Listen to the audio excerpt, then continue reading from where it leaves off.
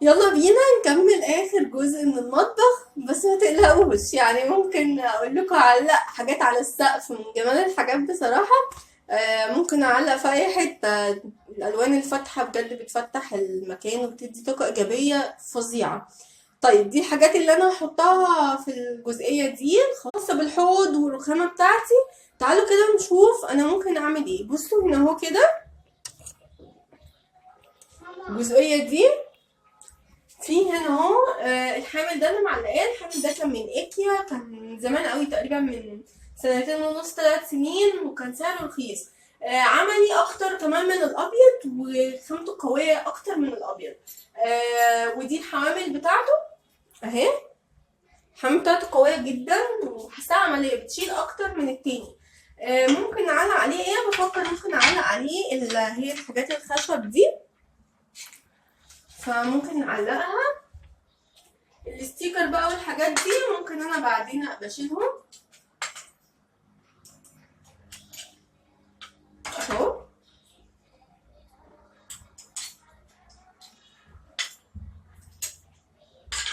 هقربهم من بعض، مش يعني استغل المساحة افضل يعني اهو.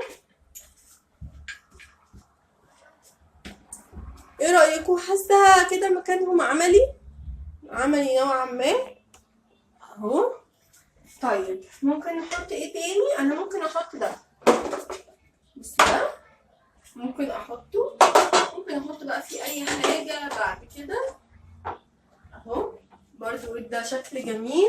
لسه مش مقررة احط فيه ايه. ممكن تحطي فيه ورد، ممكن تحطي فيه اطباق على فكرة. ممكن تحطي فيه معالق. عملي جدا يعني. طيب ممكن نحط ايه تاني؟ ممكن احط ده ثبت تمام. حاطه فيه ايه؟ حاطه فيه كل الحاجات المعايير اللي بقدم لكم فيها المقادير. ممكن احطه هنا برضو، وممكن اشيل اللي جواه ده احط ورد. مش عارفه يعني. بصوا انا بحط مبدئيا كده معاكم، وفي كل فيديو هتلاقوا شكل مختلف للمطبخ. ممكن نحط ايه تاني؟ ممكن هقول لكم. العلبتين دول حاساهم يعني مع بعض عاملين جو حلو كده. ممكن احطهم هنا، بما ان انا مش هقدر هنا احط حاجه عاليه فاحطهم هنا. ممكن اعمل ايه تاني؟ ممكن هقول لكم. ممكن الثبتين دول هما كده مع بعض فيهم تقريبا نفس الالوان اللي في العلبتين. ممكن احط معاهم ده كده. ممكن احط معاه مثلا يا علبة بتاعت السكر يا اما دي، بس انا بفضل دي عشان دي اصغر اهو. ممكن احطه هنا. ايه رأيكم؟ عشان ايده كده تبان اهو. حاسه الكورنر ده شكله حلو. هشيل لكم دي بس عشان تشوفوا.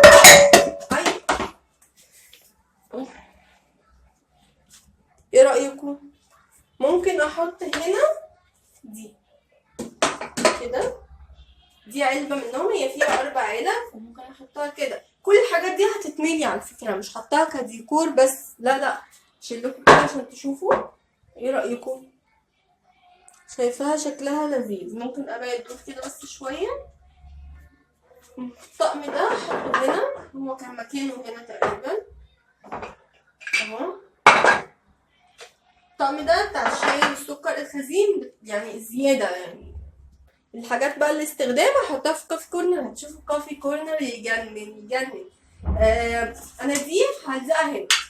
ايه رأيكم؟ بصوا واخدة تقريبا نفس الالوان بتاعت هنا، فممكن دي الزقها هنا. هجيب مسدس بس. بصوا في حاجة كنت عاوزة اضيفها. هوريكم هنا اهو كده، لحظة. سنة تحت بصوا. دي انا كنت جايباها عشان وانا بقطع الخضار او كده اي فضلات، هعمل دي كباسكت خارجي احط فيها كيس صغير، وبعد كده ارميها في الباسكت الكبير. فدي انا هعلقها فين؟ هعلقها هنا. بصوا كده. نشيل طبعا المسدس ده. ايه رايكم؟ حاسه هنا تبقى جنبي كده جنب البوتاجاز عمليه. وممكن على فكره احط فيها اي حاجه. ممكن احط فيها المعالق اللي بقلب بيها، حاساها هتبقى عملية وشكلها لذيذ. طيب تعالوا نشوف الجزء بتاع الحوض. بصوا ده الجزء كده الخاص بالحوض، فمعلقة برضو نفس التعليقة دي اللي هي من ايكيا زي التانية بالظبط، والتعليقات اللي فيها عندي منها زيادة. انا كنت جايبة كيس لكل حامل، والكيس تقريبا كان فيه 10. هنا اهو دي علقتها، هي كانت موجودة اصلا هنا بس انا كنت شايلاها. هي شكلها مطبقية يعني كده، وفيها تعليقات، فانا هديها علق فيها الفوطة بتاعتي جنب ايدي جنب الحوض، على اساس يعني وانا بشوف الحوض وبغسل مواعين والكلام ده كله تبقى جنبي، وعلق عليها الفوطه اللي بنشف بيها الاطباق والفوطه الخاصه بالحوض. تمام. طيب ممكن ايه تاني؟ تعالوا كده نقرب. هحط كمان، جاتلي فكره كده وانا معاكم مكنتش مرتباها بصراحه. دي اصلا قرمه، تمام. التقطيع دي ما بتتكسرش.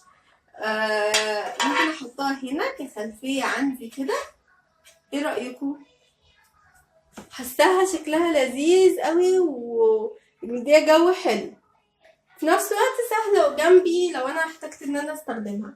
طيب عندي كمان ده حطيت فيه، دي كنت جايبها من ايكيا، وده الليف بتاع ايكيا، اوعوا تجيبوه سيء، كنت جايبه منه كمية عاوزاها تخلص بقى. فده ممكن احطه جنبي كده اهو هنا، ده للاستخدام. تمام اهو. احط بقى فيه الصابون بتاعي وفيه حاجتي وكده. ممكن ايه تاني؟ بصوا دي الصفايه اللي هي بتاعت الحوض، كنت جايباها من ايكيا، ممكن نحطها كده اهي، برضو عملية وتصفي فيها خضار، فيها اي حاجة تتصفى. طيب ممكن نعمل بصوا دي جايباها عشان اعلق عليها الفوطة على الضرفة. فتعالوا كده نعلقها مع بعض. بصوا الضرفة دي اهي تبقى جنب الحوض بالنسبة لي كده عشان تبقى عملية. حاولي وانتي بترصي اي حاجة تكون يعني جنبك حواليكي، وانتي بتحتاجيها تكون في المكان اللي انتي بتحتاجيها اهو. بصوا عملية جدا، وعلق عليها الفوطة لذيذة. طيب تعالوا نشوف ممكن نعلق ايه على هنا.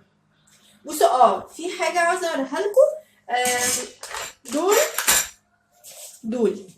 دول اصلا للحامل ده، هما كانوا بيتباعوا معايا ساعتها. بصوا دول كده، انا كنت جايبه 2 ابيض و2 اسود. تمام. لسه مش عارفه ايه اللي هحتاجه دلوقتي هنا اهو. تعالوا كده نشوف. دي بحتاجها جدا ان انا اعلق عليها الليفه والحاجات دي في اخر اليوم بتصفي، فانا هحطها هنا كده. تمام. اخر اليوم بتتعلق كده وبتبقى في الحوض وتصفي براحتها. فدي انا مش هعلقها هنا دلوقتي، دي بتبقى اخر اليوم. هقول لكم بحطها فين. بصوا ده كيس اهو تاني بقول لكم بتاع التعليقات، لسه عندي كيس. فحاولي وانتي بتجيبي بزياده، ان التعليقات عندك ممكن تكون كتير. دي بصوا دي اللي هي الفوطه بتاعه تصفيه المواعين اهي. بصوا انا هحطها كده. تمام.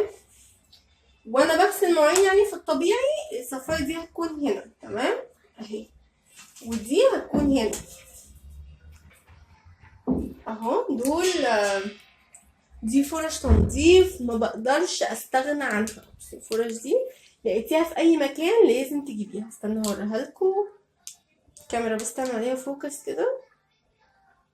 بصوا تجنن، لو لقيتوها لازم تجيبوها. طيب لو انا خلصت مطبخي انا بصوا ممكن اخلي دي يعني كده، خليها مبدئيا كده. انا عاوزه دي خليها جنبي الفرش. في واحده في فرش للتنظيف، فرش للحوض، وفرش للمواعين. دول ممكن اعلقهم، يعني دول ممكن اعلقهم هنا اهو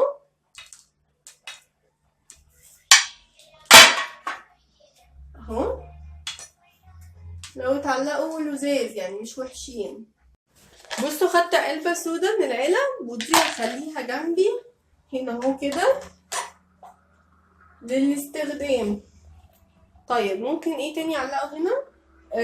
ممكن اعلق دول برضو يعني لاقيين على الكورنر ده كده شوية اهو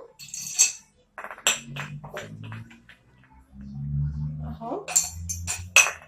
وعندي 2 كمان اللي هما بتوع زي بتوع عصير القصب، دول برضو ممكن اعلقهم اهو. بص اللي هو ده مش عارفة، حاساها تبقى ممكن احط الازاز واشيل دول. انتوا ايه رأيكم؟ ممكن نشيل دول ونخلي الازاز بس اهو، خلي الازاز بس. بصوا كده ده الشكل الحوض عندي هيبقى بالشكل ده. حاطه هنا اهو الصفايه على الحوض، دي عمليه جدا، خضار مواعين صغيره اي حاجه اسيب الصفه عليها. وعندي هنا الصفايه بتاعتي للاطباق او كده، وهتبقى ملمومه لو ما فيش عندي حاجه. حاطه اللي هو الحامل الاسود ده، حاطه فيه فرش تنظيف. والحامل اللي تحتيه ده هحطه بالليل اعلقه عشان احط فيه الليف بتاعي والحاجات دي اللي مش هتستخدم. وحطيت الكوبايتين دولت بحب شكلهم، والبدارة ده كده شكل الحوض، والفوطة بتاعتي جنبي اهي. فيعني كده ده شكل الحوض بتاعي. تقريبا كده. يعني خلصت اغلبية الحاجة، حاجات بسيطة بس هنرصها برضو مع بعض. ناقص لي لسه البار، هنرص عليه شوية ديكورات، وهنرص عليه شوية زرع هيعجبكم جدا. آه وفي الاخر بقى خالص هعمل لكم جولة في المطبخ كله، وهتلاقوا في كل فيديو حاجة جديدة، منظر جديد، خلفية جديدة. بصوا يعني انا في حتة التغيير والحاجات دي هتلاقوني معاكم شغالة يعني. ف نشوف كده هنعمل ايه برضو في البار. بس اعملوا فيديو لوحده عشان مطولش عليكم، انا طولت في الفيديو ده قوي. نشوف كده البار هنعمل فيه ايه. متنسوش بقى اللايك والشير والسبسكرايب، وتدوسوا على علامة الجرس عشان تشجعوني بقى. يعني في فيديو الإضاءة شجعتوني قوي، شجعوني أكتر بقى. يلا باي.